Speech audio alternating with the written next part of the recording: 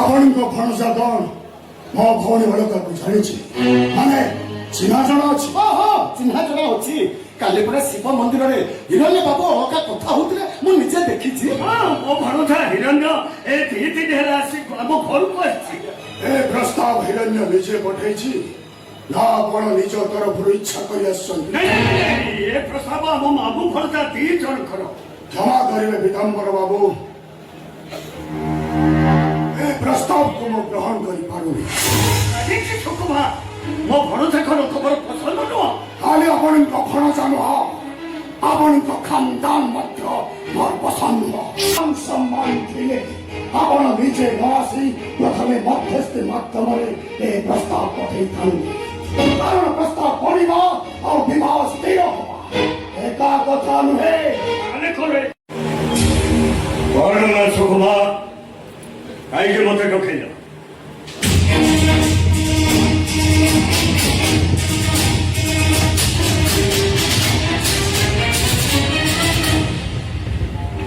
ଅଞ୍ଚଳ କୋଉ କଥା ଆପଣ କଣ ଜାଣିନାହାନ୍ତି?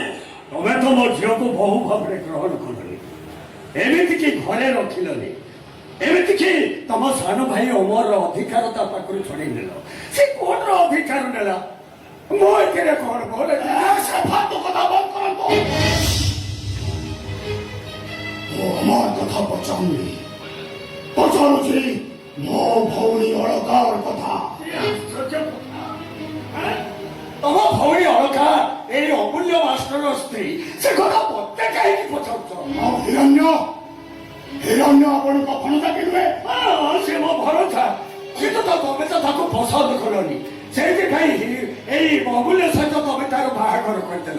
ସେ କଥା ମତେ ପଚାରୁଛ କାହିଁକି? ଆଜି ମୋ ଭରସାକୁ ଖୋଜୁଛ କାହିଁକି? ବାହା କଲିନି ବୋଲି ମୋ ଭଉଣୀକୁ ଶିଖେଇ ତା ସଂସାର ବାକି ତାକୁ ସାଥିରେ ନେଇ ପଳେଇବ, ସେମିତି କିଛି ହେଇଛି କି? ଏ କଥା ତ ମୁଁ ଜାଣିନି। କିନ୍ତୁ ଆପଣଙ୍କ ଭଣସା ହିରଣ୍ୟ ବର୍ତ୍ତମାନ କୋଉଠି ଏକଥା ତ ଆପଣ ନିଶ୍ଚୟ ଜାଣିଥିବେ ନା? ସେ ଆସିଥିଲା ଏଇ 2 ଘଣ୍ଟା ପୂର୍ବରୁ। ସେ କଟକ ଚାଲିଲା। ହିରଣ୍ୟ ବାବୁ ତ ଆମ ଗାଁକୁ ଭିତରେ ଆସନ୍ତି, ଏବେ କାହିଁକି ଆସୁଛନ୍ତି? ଆଶ୍ଚର୍ଯ୍ୟ କଥା, ମୁଁ ତ ମାମୁଁ, ସେ ମୋ ଭଣସା। ମାମୁଁ ଘରକୁ ଭଣସା ଆସିବ, କେବେ ଆସିବ, କେତେ ଥର ଆସିବ, ସେଥିପାଇଁ କଣ ଗାଁ ମୁଖିଆଙ୍କର ଅନୁମତି ନେବାକୁ ପଡିବ ନା କଣ? ମାମୁଁ ଘରକୁ ସେ ଆସୁ କି ମାମୁଁ ଘରେ ସବୁଦିନ ପାଇଁ ରହୁ, ସେଥିରେ ମୋର ଜାୟଜ କିଛି ନାହିଁ। କିନ୍ତୁ ଯୋଉ ଝିଅକୁ ସେ ପସନ୍ଦ କରୁଥିଲା ସେ ଅନ୍ୟ ଜଣଙ୍କର ପତ୍ନୀ ହେଇସାରିଲା ପରେ ତାକୁ ଶିବ ମନ୍ଦିର ପାଖକୁ ଡାକି ତା ସହ ମିଳାମିଶା କରିବା କଣ ଉଚିତ? ସେ ଝିଅ ସେଠିକି ଯାଉଥିଲା କାହିଁକି? ତମେ ତାକୁ ମନା କଲନି? ମନା କଲେନି ବୋଲି ସେ ତାକୁ ଶିଖେଇ କଟକ ନେଇ ପଳେଇବ। ଦେଖନ୍ତୁ, ଏମିତି କଥା କହି ମୋ ଭଣସାକୁ ଆପଣ ବଦନାମ କରୁଛନ୍ତି। ଆଚ୍ଛା, ଆପଣଙ୍କ ଭଉଣୀ ମୋ ଭଣସା ସହିତ ଯାଇଛି, ଏକଥା କିଏ ଦେଖିଛି? ମୁଁ ଦେଖିଛି, ଖାଲି ଦେଖିନି, ସେମାନଙ୍କ ସାଙ୍ଗରେ କଥାବାର୍ତ୍ତା ବି ହେଇଛି। ଆଉ ମୁଁ ପଚାରିବାରୁ ସେମାନେ ମତେ ନାଲି ଆଖି ଦେଖେଇ ଚାଲେ। ଅସୁବିଧା କଣ? ଆରେ ସେ ଉଭୟକୁ ଜାଣିଛନ୍ତି, ଚିହ୍ନିଛନ୍ତି, ଯଦି କଟକ ବୁଲିବାକୁ ଚାଲିଗଲେ ଏଥିରେ ଅସୁବିଧା କଣ ହେଲା? ମୁଁ ତ କିଛି ବୁଝିପାରୁନି। ଏମିତି ଆପଣ ବୁଝିପାରୁନାହାନ୍ତି? ହିରଣ୍ୟ ହଉଛି ଆପଣଙ୍କ ଭଣସା, ଅଳକା ହଉଛି ମୋ ପତ୍ନୀ। ସେମାନେ ଦୁହେଁ ଯାଇ ଏମିତି କଟକରେ ଏକାଠି ରହିବା ଆପଣଙ୍କୁ ଅସଙ୍ଗତ ମନେ ହଉନି? ଅସଙ୍ଗତ କଥା ମୁଁ କହିପାରିବିନି। ପ୍ରଥମେ ତମର ବୁଝିବା ଦରକାର ଯେ ଗୋଟେ ଅଜଣା ଅସଣା ପୁରୁଷ ସହିତ ତମ ସ୍ତ୍ରୀ ଗଲା କାହିଁକି? ଯାଅ, ସନ୍ଧ୍ୟା ପୂର୍ବରୁ ମୋ ଭଉଣୀ ମୋ ପାଖରେ ପହଞ୍ଚିବା ଦରକାର। ନେଇ ଅସନା କଥା ମତେ କାହିଁକି? ଆପଣ ନିଜେ ଯାଇ ତାକୁ ଏଠିକି ଆଣିବେ। ସେ କାମ ମୁଁ କରିପାରିବିନି। ଆପଣଙ୍କ ପାଇଁ ମନେ ରାମ ହଉଛି। ତମର ଯାହା ଇଚ୍ଛା ତାହା କର,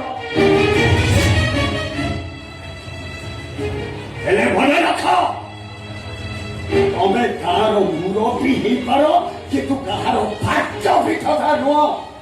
ତମେ ଯେତେବେଳେ ଦେଖେଇବ ମୁଁ ସେତେବେଳେ ଘରକୁ ଚାଲି ଆସିବି। ମୁଁ ତମ ପାଣି ତଳର ହରିଆ ନୁହଁ।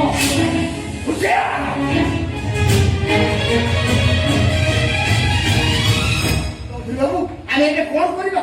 ମୋ ମତରେ ଥାନାରେ ଯାଇ ସେ ହିରଣ୍ୟ ନାଁରେ ଅଭିଯୋଗ କରିବାଟା ଉଚିତ ହବ। ଅଭିଯୋଗ କଲେ ମୋ ଭଳି ଅଳକା କଣ ଏଇ କଳିଙ୍ଗ ପାଟଣର ଗାଁର ବଦନାମୀରୁ ମୁକ୍ତି ପାଇଯିବ ନା ଚରିତ୍ରହୀନ ବଦନାମୀର କଳା ଦାଗ ତାର ସଫା ହେଇଯିବ। ସଫା ନ ହଉ ଏଇଟା ସ୍ୱାମୀ ସ୍ତ୍ରୀ ଭିତର ମନମାଳିନ୍ୟ କଥା।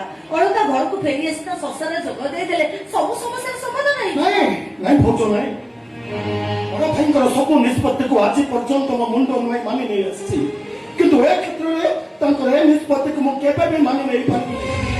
ଅଳକା ଏ ଘରକୁ ଫେରି ଆସିଲେ ବି ନା ତାକୁ ମୁଁ ଏ ଘରେ ରଖିବି ନା ତାକୁ